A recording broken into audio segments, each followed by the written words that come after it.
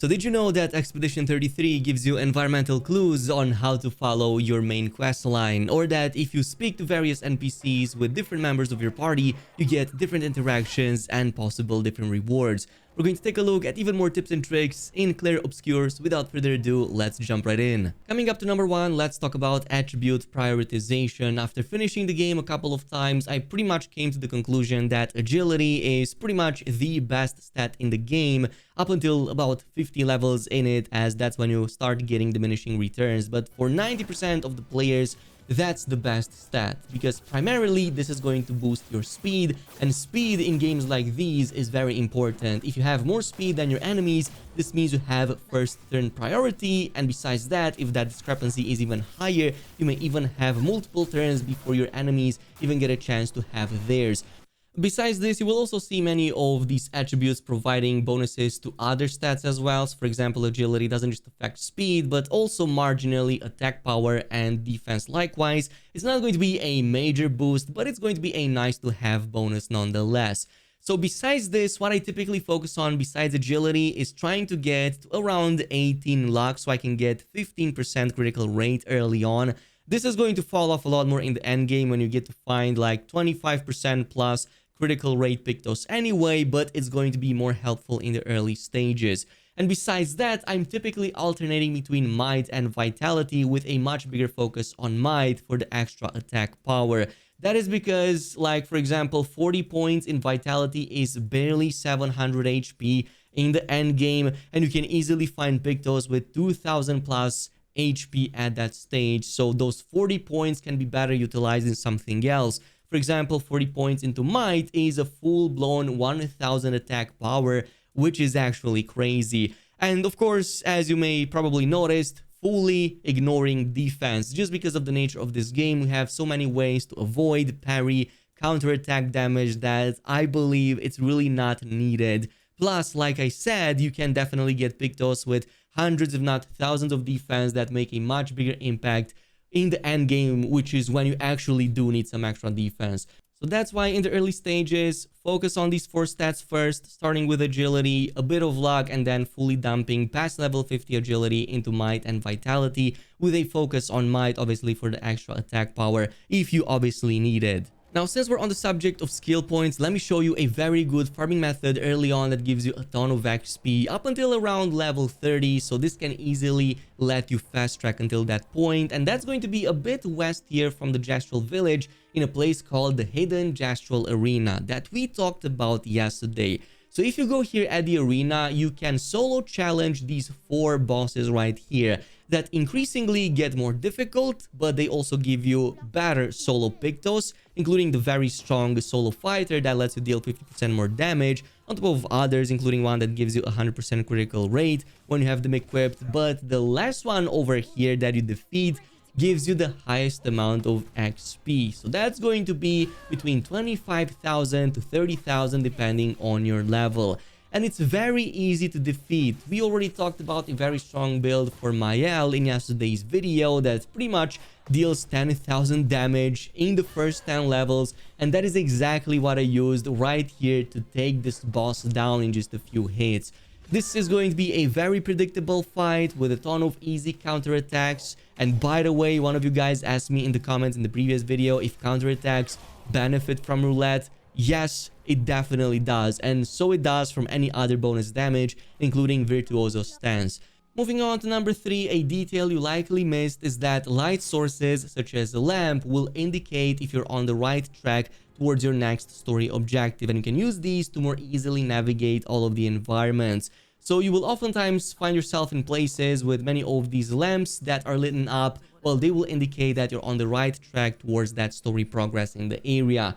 And what you can do is basically make use of them to better navigate your environment. Let's say, for example, you're rushing to finish the main story. Well, what you can do is just follow the light lamps, as that's going to bring you to your destination. But you can also use these for a more completionist approach.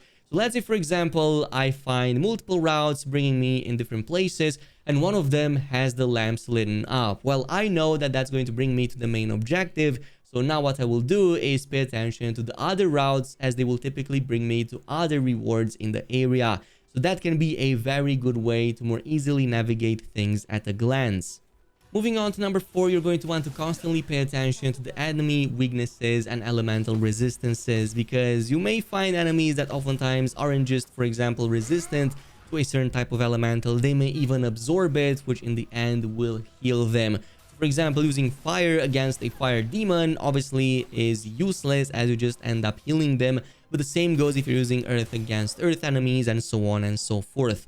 But besides this very obvious cue, you also want to pay attention if there's any particular enemy, well, weaknesses and resistances, because if enemies have resistances, they will only get half of the typical damage they normally get from it, which is a very big debuff. And some of the interactions in the game aren't completely clear. For example, when you perform Lune's Mayhem, you're going to deal different elemental damage depending on the type of stain that you have. So for example, if you have all fire stains, you will deal all fire. Or if you have 1 fire and 3 lightning, you're going to deal 1 fire damage and 3 lightning sources of damage.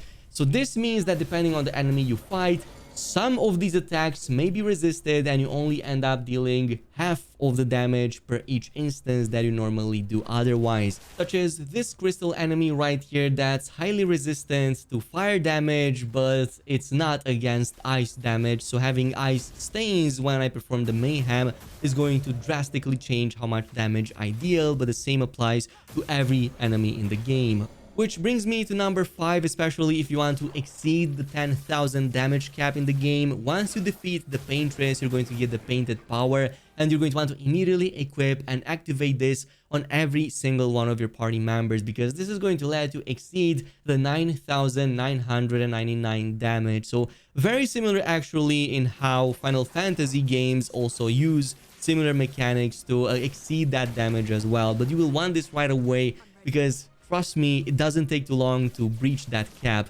You're going to easily reach 10,000 damage within the first 10 to 15 levels with the proper build. So you're going to want to immediately have this on, and it only costs 5 points to activate anyway, which by that stage you're going to have more than enough for.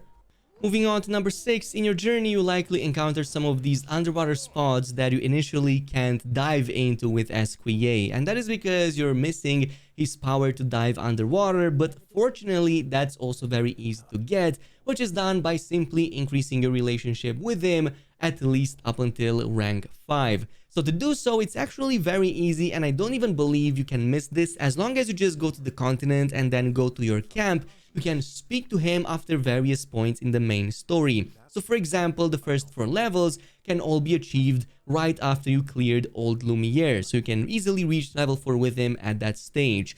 For level 5 and onwards, you will need to start Act 3, but this is pretty much when you can also get that power at the start of Act 3. So just staying in that camp over there, spamming dialogues over and over with him and agreeing with him to any subject he may ask, go ahead and increase that reputation, as you again cannot miss it as long as you just ask him over at the camp.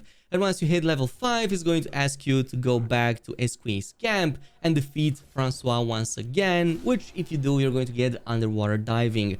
A bigger relationship guide on every single companion in the game will follow really soon, because there are some very strong rewards and also some bonus skills that you get from that, but more on that in a different video, as obviously that requires way too long to explain. However, once you got all of this power to go underwater, you can pretty much go into all of these locations, and as you can see, they give us a ton of Color of Lumina, easy 5x for every single one of them, and there are tons of them. Plus, there are some special locations that you can also go into with some very different encounters. I don't want to spoil anything, so I'm just going to leave you at it to discover them on your own. But moving on to number 7, we already saw in the previous video that depending which character you use for various interactions, you will get different rewards, or sometimes none at all. Like for example, that early Madeleine weapon, that's extremely good and one of the top tier options for Mael. But there are many other instances such as this. For example, there's one over here at a floating casino that if you speak with any of the humanoid companions, none of them will be accepted in or get a reward. However, if you go ahead and use Monoko over here, he will get recognized by the other Nevron, and obviously you're going to get a really cool reward and achievement out of it. But it goes beyond this as well. Every time you find an interaction, pay attention to the dialogue if you are the right person to talk to that NPC. And if you're not, switch to other characters, have that conversation, because you're going to be surprised just how many rewards you're going to get in the game, especially cosmetics, but other gear and pictos and weapons likewise as well. Moving on to number 8, you may have encountered many fights where enemies spam all of these shields on them, and they are pretty annoying because if you deal damage, you only get to remove one shield and not affect the HP bar almost at all. And some of those encounters may even be time limited, so you may get one-shotted if you don't deal with them fully in time. But that's why you're going to want to pay attention to skills that can deal with those instantaneously, such as the breaking rules that Mael has access to relatively early in the game.